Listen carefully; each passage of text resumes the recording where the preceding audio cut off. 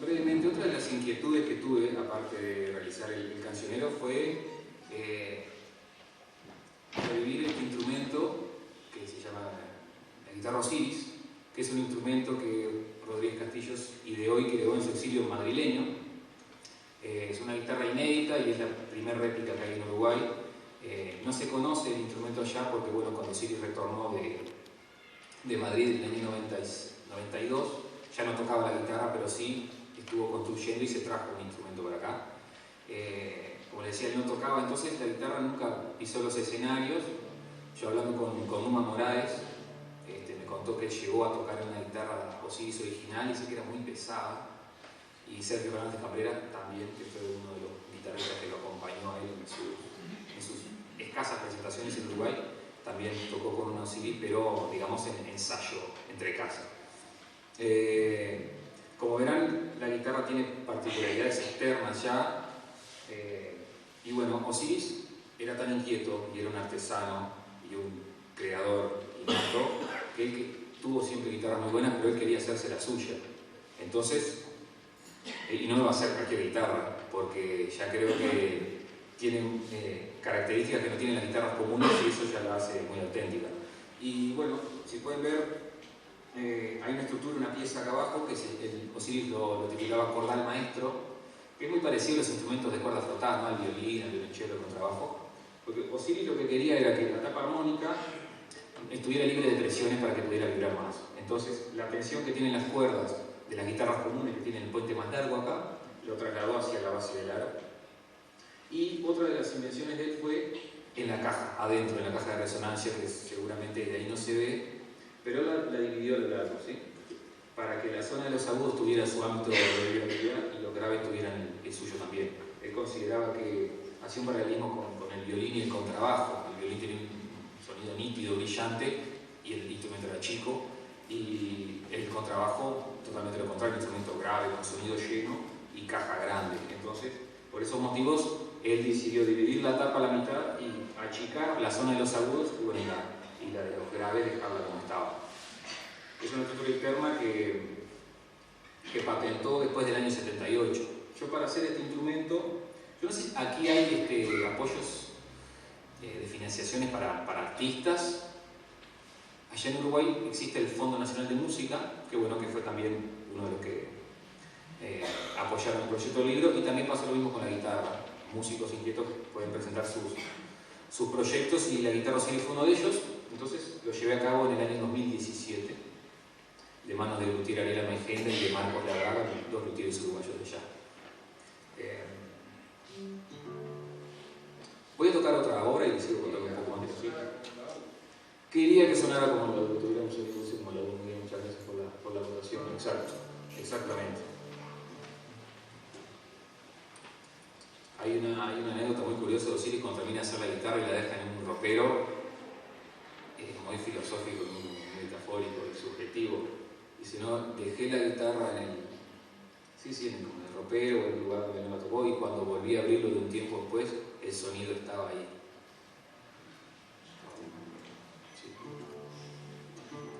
Voy a tocar una milonga titulada Poncho Negro.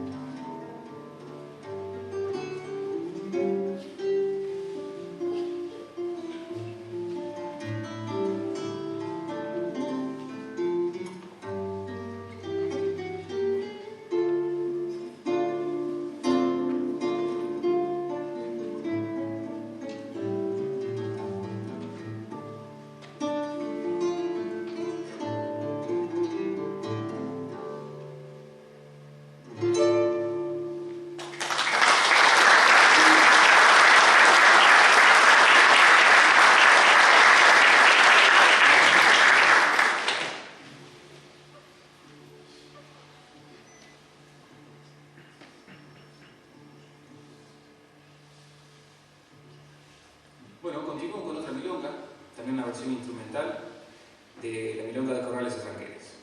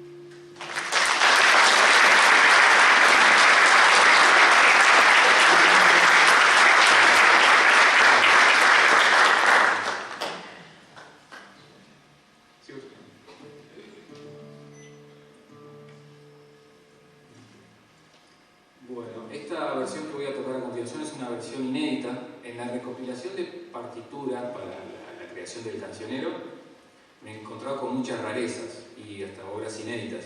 Y la que voy a interpretar ahora para ustedes es una de ellas. Es una versión escrita por el propio Osiris de la canción Cielo de los Tupamaros.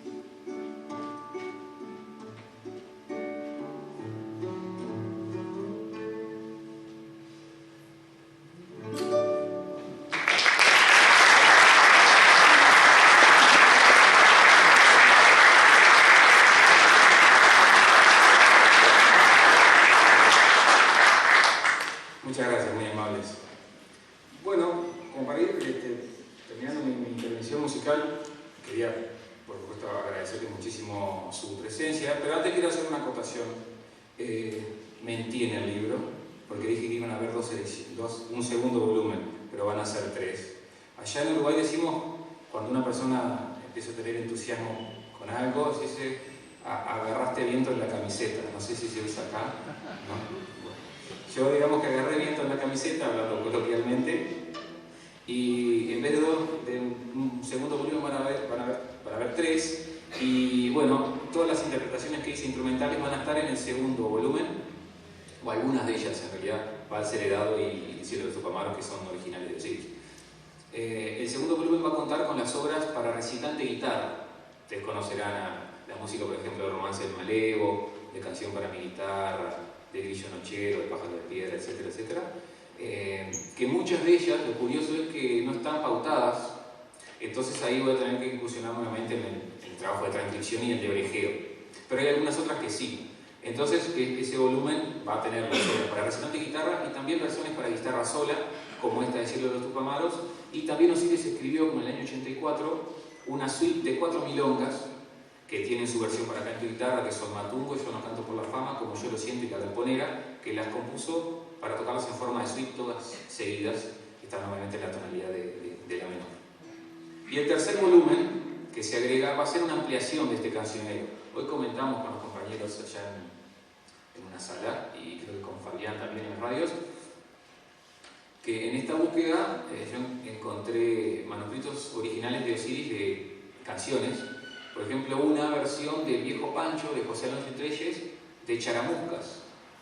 Y hay un video que yo también les adelanto, que estamos trabajando en un documental sobre la guitarra Osiris, donde se ve a Rodríguez Castillos en movimiento. Es un video de la década del 90, donde él habla sobre su instrumento, toca, recita Pena de Camino Largo, con la música de Yo no canto por la fama,